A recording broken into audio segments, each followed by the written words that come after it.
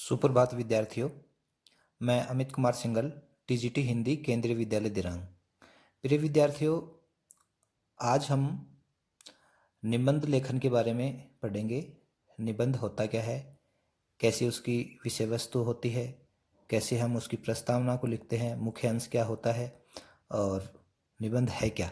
तो पिछले वीडियो में हमने विद्यार्थी और अनुशासन पढ़ा था, एक निबंध, और आज हम निबंध के बारे में सामान्य जानकारी पढ़ेंगे और अगले वीडियो में हम समय का महत्व के बारे में निबंध लेखन को पढ़ेंगे। तो सबसे पहले हम निबंध किसे कहते हैं इसके बारे में हम पढ़ेंगे। लिखित अभिव्यक्ति की एक महत्वपूर्ण विधा है निबंध, यानी निबंध को हम लिखकर व्यक्त करते हैं। निबंध का अर्थ है अच्छी तरह बंधा हुआ या कसा हुआ, अर्थात जिस रचना में भाव और विचार भली भांति निबद्ध हो, गुथे हों, यानी परस्पर मिले हों, विचारों में तालमेल हो, आपस में गुथे हुए हों। यह तभी संभव है जब लेखक को विषय के विभिन्न पक्षों की सम्यक जानकारी हो। यानी लेखक, लिखने वाला, विद्यार्थी भी एक लेखक हो सकता है, एक कवि भी लेखक हो सकता है, अध्यापक भी, राजनीतिज्ञ भी, कोई भी लेखक हो सकता है। लिखने वाले को ही लेखक कहते हैं। तो निबंध में कसावट कब आएगी? वो भली भांति रचना के भाव को, विचारों को कैसे गुथेगा?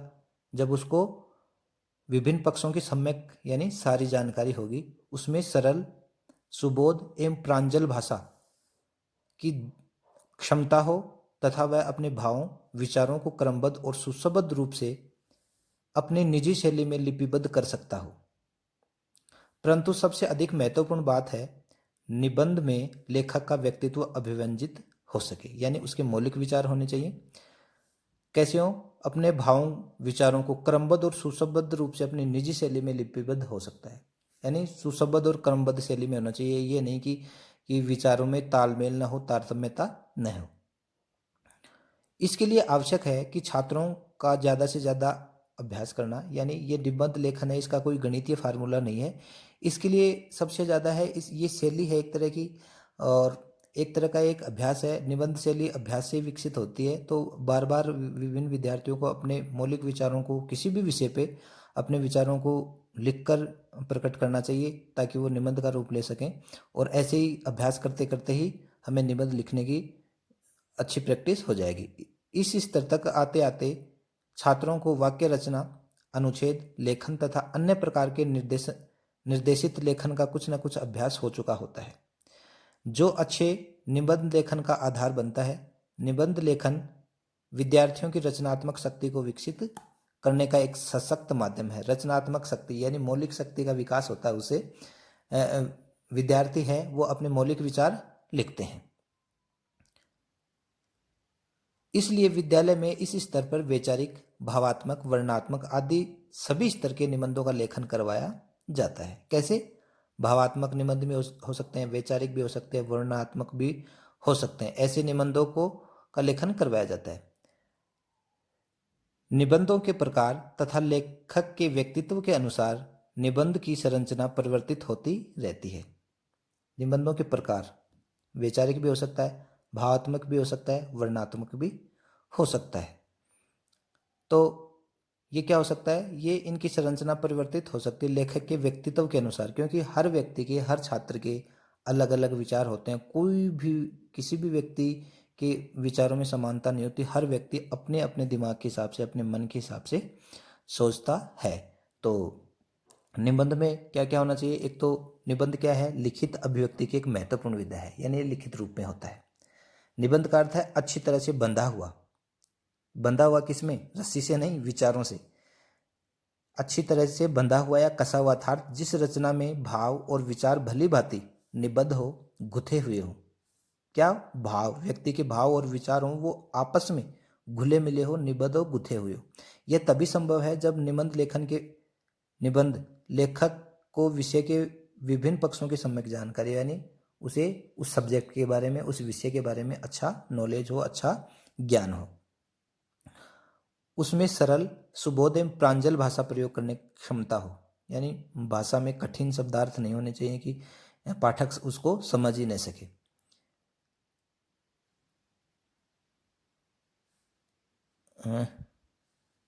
वह अपने भावों विचारों को क्रमबद्ध और सुसंबद्ध रूप से अपनी निजी शैली में लिपिबद्ध कर सकता है। यानी जो लेखक के मौलिक विचार होते हैं, खुद के भाव होते हैं, उसको कैसे विचार प्रकट करना चाहिए, क्रमबद्ध और सुसंबद्ध रूप से निजी शैली में लिपिबद्ध कर सकता है। लिपिबद्ध यानी लिखित रूप दे सकता है अपने विचारों को। परंतु सबसे अधिक महत्वपूर्ण बात यह है कि निबंध में लेखक का व्यक्तित्व अभिव्यंजित हो, यानी लेखक का खुद का व्यक्तित्व व्यंजित हो, अभिव्यंजित हो, अभिव्यक्त हो, प्रकट हो। इसके लिए आवश्यक है कि छात्रों का ज़्यादा से ज़्यादा अभ्यास करना। इसके लिए छात्रों को, स्टूडेंट्स को बार बार प्रैक्टिस करनी चाहिए। इस स्तर तक आते आते छात्रों को वाक्य रचना, अनुच्छेद लेखन तथा अन्य प्रकार के निर्देशित लेखन का कुछ न कुछ अभ्यास हो चुका होता है, जो अच्छे निबंध लेखन का आधार बनता है। निबंध लेखन का बार बार अभ्यास करना चाहिए और इसमें हम बार बार अभ्यास करने से क्या है, एक विषय में पारंगत हो जाते हैं। निबंध लेखन विद्यार्थियों की रचनात्मक शक्ति को विकसित करता है। अब निबंध कहाँ काम आते हैं, रचनात्मक शक्ति को, यानी वो रचनात्मक तरीके से सोच सकता है, डायनेमिक तरीके से सोच सकता है, विकसित करने का एक सशक्त माध्यम है। इसलिए हम, और इसमें भी जब हमें भविष्य में किसी भी विषय पे बोलने के लिए कहा जाए, किसी पे विषय पे लिखने के लिए कुछ कहा जाए, तो हम अच्छी तरीके से अपने मौलिक विचारों को हम लिख सकते हैं। क्यों? क्योंकि हम इससे पहले निबंध के माध्यम से बार बार अभ्यास कर चुके होते हैं। तो हमें अपने भावों को, विचारों को प्रकट करने के लिए निबंध का सहारा ले सकते हैं। निबंधों के प्रकार तथा लेखक के व्यक्तित्व के अनुसार निबंध की संरचना परिवर्तित होती है। यानी निबंध का प्रकार भी बदल सकता है, वो वैचारिक हो सकता है, भाव प्रधान हो सकता है, वर्णन प्रधान हो सकता है, ठीक है। और लेखक के व्यक्तित्व के अनुसार हर लेखक का अपना अपना व्यक्तित्व होता है, उसके अनुसार निबंध की संरचना भी परिवर्तित होती रहती है। इसलिए उसकी कोई सर्वमान्य संरचना नहीं है। निबंध की कोई सर्वमान्य संरचना नहीं है, ये गणितीय फार्मूले पे काम नहीं करती है। निबंध लेखन से पूर्व निम्नलिखित बिंदुओं पर ध्यान देना अपेक्षित है। पहला है कसावट। निबंध की सर्वाधिक महत्वपूर्ण विशेषता है उसकी संरचना की कसावट। निबंध की सर्वाधिक महत्वपूर्ण विशेषता क्या है? उसकी संरचना की कसावट। निबंध के विचार और भाषा दोनों में ही इस गुण की अपेक्षा रहती है। निबंध में विचार भी अच्छे होने चाहिए और भाषा भी गुथी हुई होनी चाहिए। निबंध लिखते समय इस बात का ध्यान रखा जाए कि उसमें व्यक्त भाव एवं विचार एक निश्चित क्रम में हो और परस्पर जुड़े हों। कैसे हों? एक निश्चित क्रम में हो और परस्पर जुड़े हों। अपनी बात को तर्कपूर्ण ढंग से इस प्रकार प्रस्तुत किया जाए कि पढ़ाने के बाद पाठक किसी निष्कर्ष पर पहुंच सके। तो निबंध में लेखक की भाषा और विचार वो क्या है? अच्छे होने चाहिए और क्रमबद्ध होने चाहिए। उनमें भावों का और विचारों का एक निश्चित क्रम हो, वो परस्पर जुड़े हों और अपनी बात को तर्कपूर्ण ढंग से इस प्रकार प्रस्तुत किया जाए कि पढ़ने के बाद हमें ये लगे कि हम किसी पाठक है जो किसी निष्कर्ष पे पहुंचा है, किसी बात को समझ पाया है।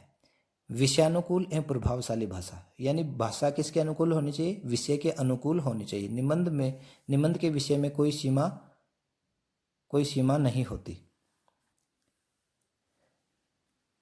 जिस भी विषय को लेकर निबंध लिखा जाता है, लेखक की भाषा उसी के अनुरूप होनी चाहिए और उस पाठक को दृष्टि में रखते हुए अपनी शैली विकसित करनी चाहिए। पाठक को दृष्टि में रखते हुए मतलब निबंध कैसा होना चाहिए? पाठकों को ध्यान में रखते हुए होना चाहिए। निबंध लिखते समय यथास्थान यानी जहाँ पे जरूरत हो, उदाहरणों, उद्धरणों, दृष्टांत, लोकोक्तियों, मुहावरों, सूक्तियों का प्रयोग निबंध को रोचक एवं प्रभावी बनाता है। यथास्थान उदाहरण एग्जाम्पल, उद्धरण कोई उक्ति, दृष्टांत एग्जाम्पल, लोकोक्तियाँ लोक में प्रचलित उक्तियाँ होती है, लोकोक्तियाँ, अदगल गगरी छलकत जाए, मुहावरे 9 2 11 होना, सूक्तियाँ जैसे क्रम ही पूजा है। तो इस तरह का जैसे कोई हम उदाहरण भी दे सकते हैं, उदाहरण भी दे सकते हैं, लोकोक्ति, मुहावरे, सूक्तियाँ ये दे सकते हैं। तो इससे क्या, इनके प्रयोग से क्या होता है? निबंध रोचक एवं प्रभावी बनता है। इसके लिए सतत पठन, चिंतन एवं विचार विमर्श अपेक्षित है। इसके लिए क्या? सतत पठन, सतत यानी लगातार पठन, चिंतन एवं विचार विमर्श अपेक्षित है। तीसरी विशेषता संक्षिप्तता होनी चाहिए। निबंध में संक्षिप्तता यानी शॉर्ट, संक्षिप्तता का गुण होना चाहिए। ये नहीं कि हम किसी बात को लेकर बैठ जाएं और उस बात में 10 पेज लिख दें और फिर भी हमारा कॉन्सेप्ट क्लियर ना हो, विचार क्लियर ना हो। तो निबंध में संक्षिप्तता का गुण होना भी आवश्यक है। निबंध में कसावट तभी संभव है जब निबंध लिखने से पूर्व निबंध की रूपरेखा बना ली जाए, हमारे मन में रूपरेखा बना ली जाए।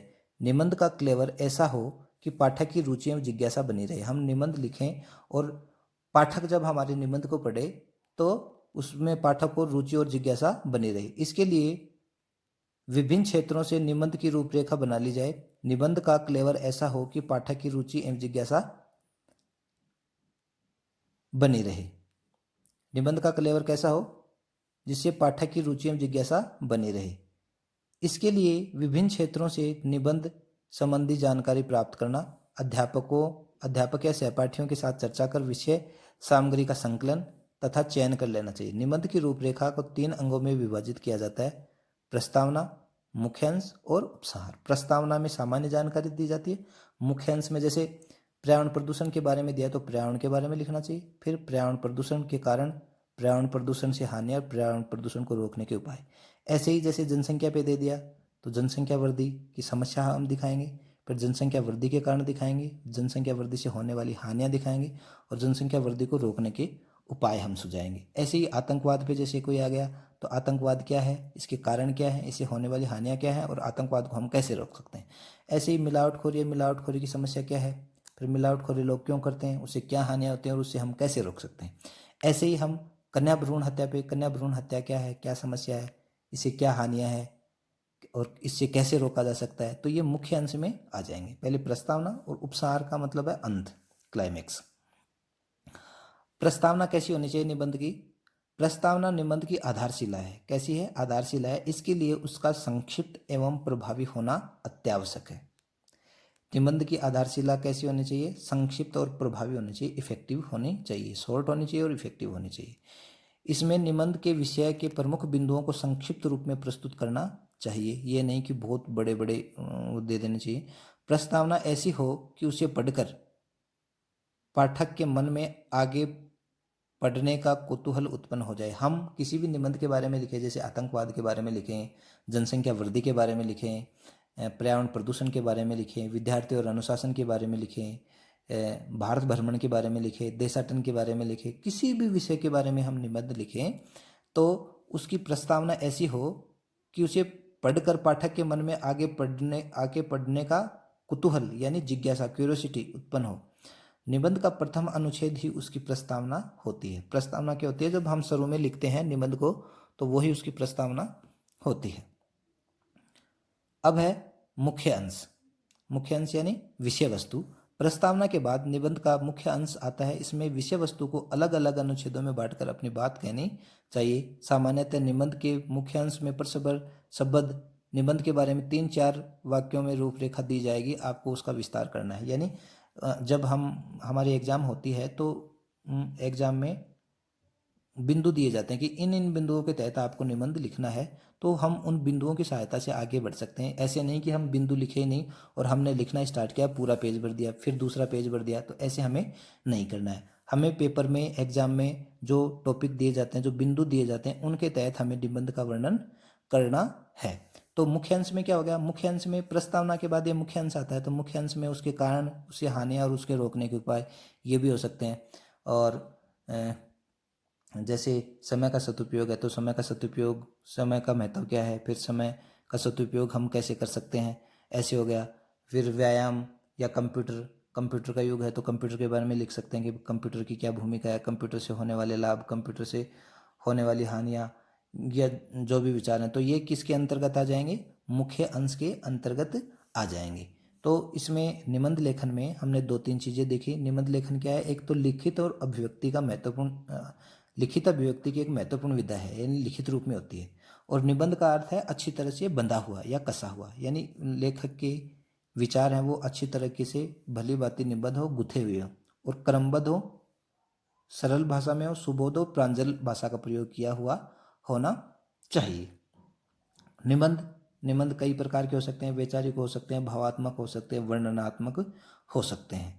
तो हमें निबंध को अच्छी तरीके से ये कोई निश्चित फार्मूला नहीं है। हमें निबंध के बारे में पढ़ना चाहिए, उसमें मंथन करना चाहिए, मनन करना चाहिए और अपने दिमाग में वो बात बैठा लेना चाहिए। उसके बाद में ही हम निबंध के बारे में लिख सकते हैं। तो एग्जाम में, परीक्षा में कोई भी निबंध आए तो सबसे पहले उसके बारे में आपको सोचना है, फिर उसके बारे में आपको प्रस्तावना लिखनी है, भूमिका लिखनी है और संक्षिप्तता का आपको जरूर ध्यान रखना है, फिर मुख्य अंश लिखना है और बाद में समापन आपको लिखना है। तो प्यारे विद्यार्थियों, ये निबंध के बारे में महत्वपूर्ण जानकारी थी, सामान्य जानकारी थी। तो निबंध को लिखते समय इन चीज़ों का आपको ध्यान रखना है और